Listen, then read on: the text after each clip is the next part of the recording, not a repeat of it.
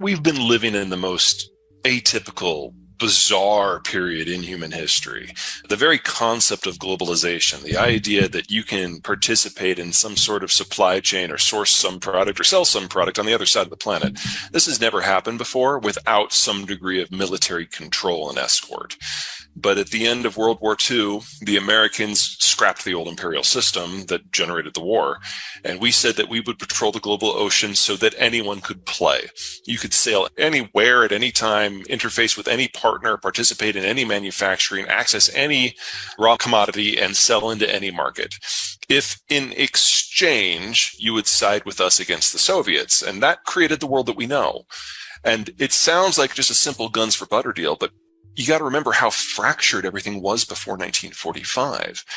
If you were in a country that didn't have oil, then you didn't industrialize. If you were in a country that didn't have farmland, then your population was minuscule. Globalization allowed everyone to sell what they were good at and buy what they weren't good at, and everyone in the world became a specialist. And so we now have soy on farms in Iowa that's most productive in the world, but we also have semiconductors coming out of Taiwan, a country that was pre-industrial by every definition until very recently, and every part of the world can play now. And that has encouraged this mass diversification, and it's encouraged this mass explosion in economic activity, particularly once the Cold War ended in 1992.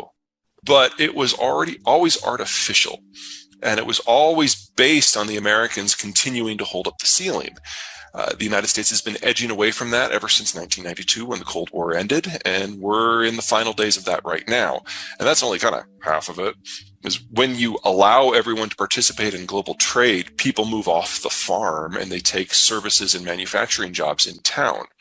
On the farm, kids are free labor. You have a bunch.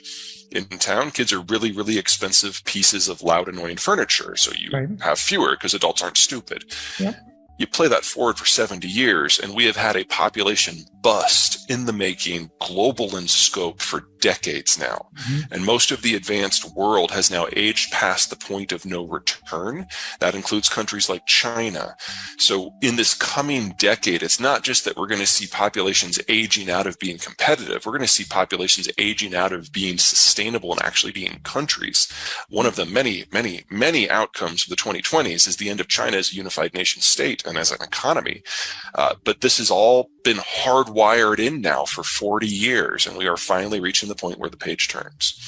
Every country is going to have its own story because every country started aging at a different point, and they started aging at a different rate, and how you live in urban versus rural zones is dependent upon the local geography. So an example on the positive side, we started industrializing in the United States 200 years ago. So for us, this hasn't been a 40, 50-year process. This has been a 200-year process. And so our birth rate has dropped incrementally that entire time, but we've adapted to it as we've shifted into the cities. So the United States still today has the highest birth rate among any of the advanced worlds. We're the most slowly aging country. But if you go to a country like, say, China, that only started the industrialization process in about 1985, they crammed 200 years of economic advancement into 40 years. That also means they crammed 200 years of demographic adjustment into 40. So one of the reasons why the Chinese have been so economically successful in many people's eyes is because they have done 200 years of industrial development, building out industrial plant and infrastructure and power lines in a single generation. In the United States, we did that very slowly over the generations. We didn't finish even electrifying the countryside until the 1960s. And so for us, we were able to adapt each step of this into our cultural evolution.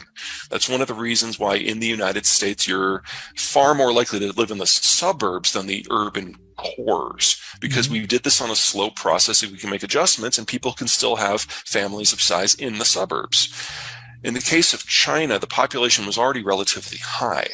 And when they made the jump, they skipped all the intervening steps. They didn't have to develop telephones that were on landlines. They skipped right to cellular. And in doing so, they went into denser and denser footprints very, very early in the process. So you went from a subsistence farm to a high-rise condo in a generation.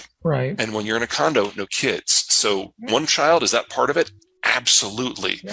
But one child is the secondary factor in the Chinese demographic collapse. The single biggest one is that they all moved in small condos in a very short period of time, and everyone just stopped having kids altogether. Yeah. So we know now that China will cease to exist as a functional demographic structure and economy this decade, because it's not just that they ran out of children. That was 30 years ago. Mm-hmm. They're now running out of 30-somethings. They have been, and they still are. I mean, in the late 60s to the early 80s, they were coming of age. They drove consumption. That's why we had inflation then. Yeah. In the 90s and into the 2000s, they had come out of their consumption phase. They were saving for retirement. That's why we had investment booms. Right. And now our inflation, it's because they're all retiring. And we have a large generation that's just going away. And about that. Yeah, sure. So historically, capital and demographics have not been intertwined. Now, yes, as you age, your net worth increases. And as you age, you become more adventurous with your investments, and that drives more economic activity. And then when you retire, you cash it all and go to T-bills because you won't be able to stomach any sort of market turning or currency turning. That's been true since the dawn of recorded history. There's nothing new there. What is new is the demographic profile has changed. So in a pre-industrial world, you had very few 60-somethings. You had more 50-somethings and yet more 40-somethings and on down. It built a pyramid. What industrialization and urbanization has done is change the shape of the pyramid. In some countries like the United States, it's more or less a chimney, but with a bulge for the baby boomers. Mm-hmm. And some like Germany, it's a diamond with more people in their 50s than their 40s than their 30s than their 20s, and then narrowing up as you would expect at the top. What's happening globally right now, not just with the American boomers, is that we've got this big cadre of people in their 60s who are moving into retirement, and they are a bulge in the structure. So instead of just a small group of people relative to the overpopulation that are moving on and changing their investment portfolios, we have the single largest generation in our history doing that. And on average, they will have completed that transition by the end of this year. So we go from having some of the richest, most liberal, most open, most liquid capital markets we've ever known to something that's a lot closer to the opposite in less than a year. And the first time you have a market turning, they become destitute. That's why most people don't do that. I agree that there's a percentage of people that are, and that is unfortunate. And we're about to learn that good and hard, because we're not just having this demographic turning. We're, of course, at the market tightening at the same time, and that's just damnably inconvenient. It's some ridiculous number. It's big, Yeah, I mean, the problem here is we're losing the single largest worker cadre we've ever had, and the replacement generation down at the bottom of that pyramid, the Zoomers, they are the smallest generation we have ever had. Well, Gen X and millennials have been in the labor market already. So we're already factored into the math. Now, there's pros and there's cons, and that shapes a lot of things, but we are already in. The Zoomers are the ones who are coming in to replace the boomers. And we have our largest generation going out, our smallest generation coming in. So right now, annually, that's 400,000 worker shortage.